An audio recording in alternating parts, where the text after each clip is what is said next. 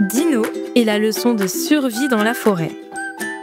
Bonjour les amis, ce matin, au Flower Camping, une animation très spéciale est au programme. L'école des aventuriers de la forêt.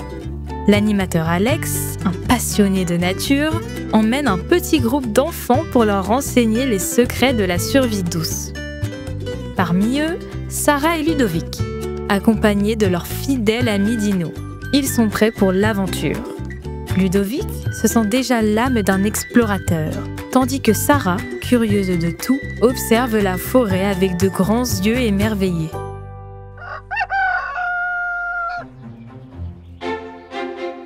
Aujourd'hui, c'est mission spéciale, Sarah, annonce Ludovic avec enthousiasme. On va nous montrer toutes les bases de la survie en forêt, comme les vrais aventuriers. Super! Mais on va pas dormir ici pour de vrai, hein? Maman a dit qu'on rentrait ce soir. Non, juste apprendre les techniques, explique Ludovic d'un ton rassurant. Tu verras, c'est super intéressant. Papa m'a déjà expliqué plein de trucs l'année dernière. Bienvenue les aventuriers, commence Alex avec un grand sourire une fois qu'ils sont au cœur de la forêt. Première leçon, l'orientation. Ludovic, comment savoir où est le nord sans boussole? Ludovic, qui en sait un peu, répond fièrement. On regarde la mousse sur les arbres, elle pousse souvent du côté nord, parce qu'il y a moins de soleil direct. Ça peut nous aider à savoir où on est et dans quelle direction on va aller. Exactement. Mais attention, ce n'est pas toujours parfait. Il faut être de vrais détectives. Un peu plus loin, le sentier se divise en deux. Sur les deux chemins, les arbres ont de la mousse. C'est le premier test. Sarah, qui observait tout, remarque quelque chose. « Alex, regarde !»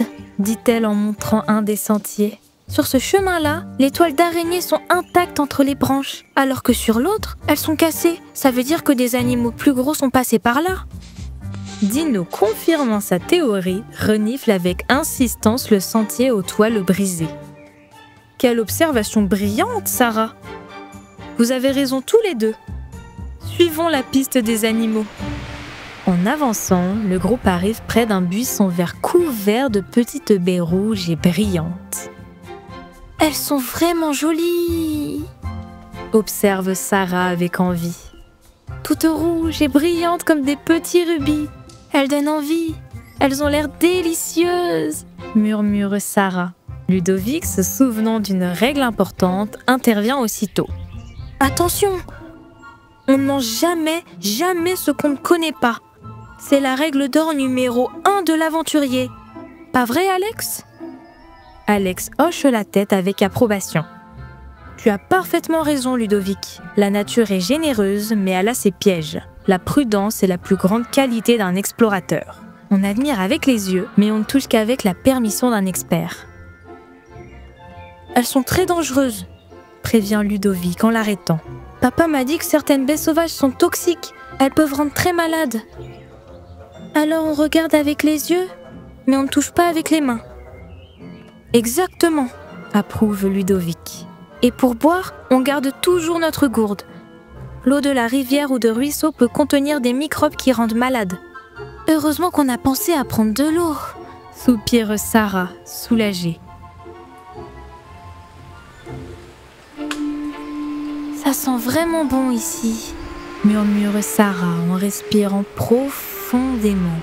Un mélange de terre fraîche, de feuilles mortes et d'herbes qui poussent. C'est l'odeur du sous-bois. Papa dit que c'est encore plus fort après la pluie, quand la terre est bien humide. Deuxième règle ultra importante, si on est vraiment perdu, on ne court pas dans tous les sens, enseigne Alex d'un ton sérieux. On reste exactement sur place et on attend les secours. D'accord, approuve Sarah en hochant la tête. Comme ça, les adultes nous trouvent plus facilement et on ne se perd pas encore plus. Exactement. Et Dino pourrait même faire du bruit pour nous aider à nous repérer de loin.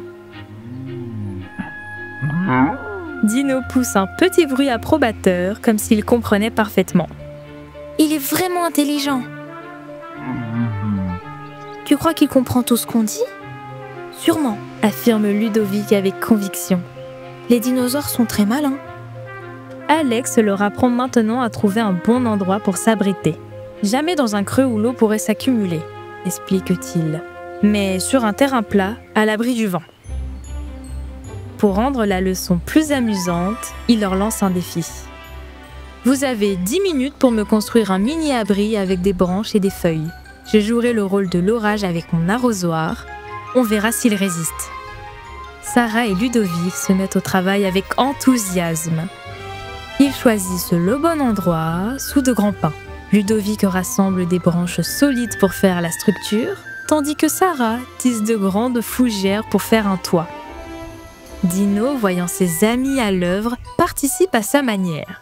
Il repère les plus grosses branches mortes et les pousse doucement vers eux avec son petit museau. Ensemble, ils construisent une petite cabane impressionnante. Alex arrive avec son arrosoir. L'abri résiste parfaitement. L'eau glisse sur les feuilles sans passer à travers. « Mission accomplie !»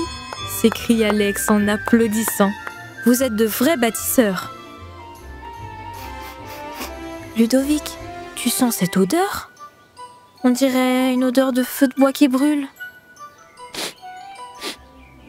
Oui, je sens aussi, répond Alex en fronçant les sourcils.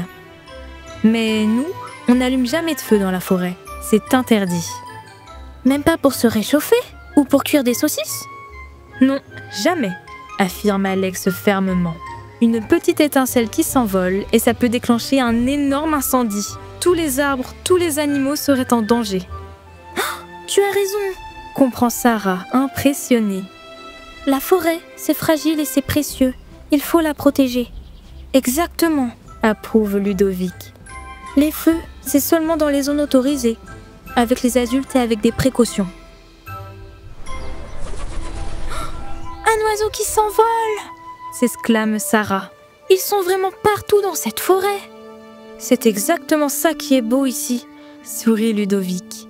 Plein de vie partout.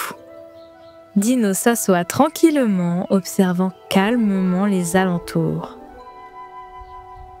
J'ai appris énormément de choses importantes aujourd'hui, déclare Sarah fièrement. Je me sens déjà plus courageuse. Et maintenant, on est prêt pour devenir de vrais mini-scouts de la forêt, annonce Ludovic joyeusement. Dino pose sa grosse tête contre Sarah affectueusement. Avec Dino comme guide, on ne risque rien.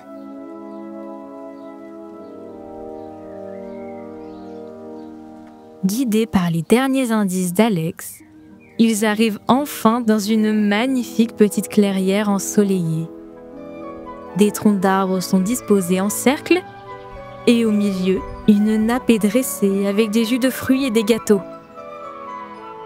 « Ah, vous voilà enfin !» dit la maman de Ludovic en arrivant vers eux. « Toujours en grande exploration à ce que je vois.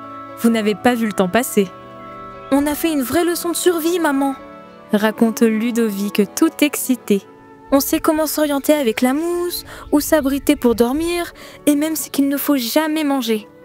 Et on a vu des oiseaux, des baies rouges dangereuses, de la mousse magique sur les arbres, » ajoute Sarah avec animation. « J'ai appris tellement de choses aujourd'hui.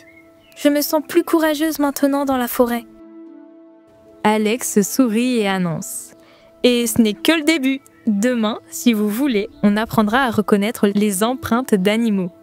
Allez, mes petits aventuriers, direction la cabane, lance gaiement maman. Et ce soir, c'est chamallow rôti au barbecue.